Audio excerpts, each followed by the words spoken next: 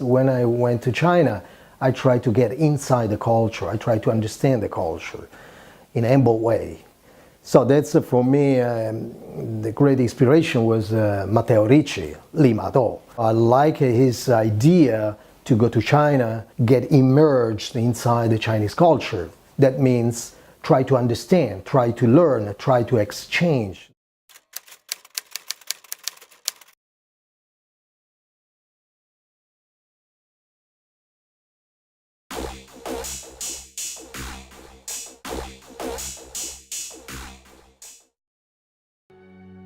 I try to represent him and immersed in the Chinese culture. That's why I put a character on top. So that means him completely became almost Chinese. I was thinking to use the gold because gold means something precious. And the gold is also the principal color which they use in the Baroque time in Italy, and it was the same time when Matteo Ricci lived. So I thought all these two things were put together and representing something very clean, something very spiritual, something like Italian and Chinese together. My first relation with the Chinese art, it was in the 80s when I was still a student at Academy of Fine Arts, and I was very much impressed. So I've been very much influenced on that time, and I started to learn more and more about Chinese art. The most interesting period for me is the Tang Dynasty, which is a very fascinating and it's a very had a highly developments and makes me also remind the Quattrocento in Italy and the Renaissance. So where they had a wonderful period, a wonderful sculpture and art. So I've been learning about that a lot, and the terracotta, which they made a wonderful piece, and the porcelain. And that is very, very fascinating.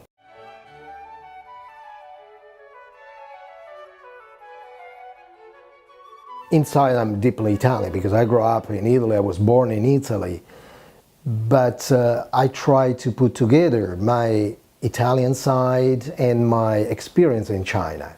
So I try to merge all these two things in one, and I try to put all this experience, all this feeling in my work. And I was very attracted by the calligraphy because I think it's a very sophisticated kind of art.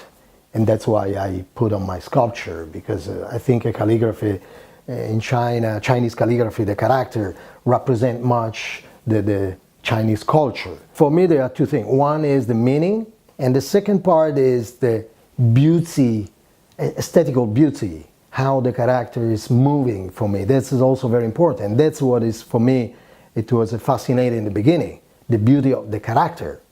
I was less focused on the meaning, but more on the beauty as an artist. I try to learn the traditional skill in China and try to put it in a contemporary way.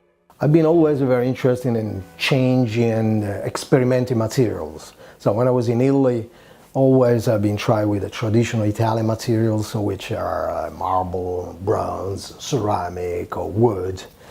But once I get to China, I didn't really want to continue with the same material.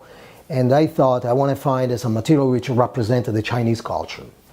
And I started to think, what is better than porcelain? I mean, when you say China, you say porcelain.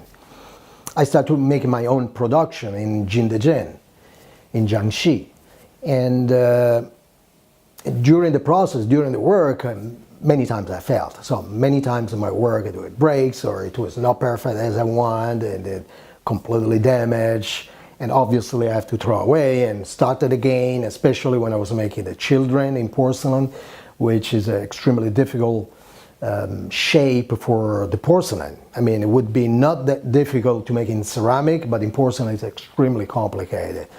So, and unfortunately many of the sculptures, they were broken, but still I didn't give up, and I was continue to make my own idea and to develop this sculpture, and finally I was successful.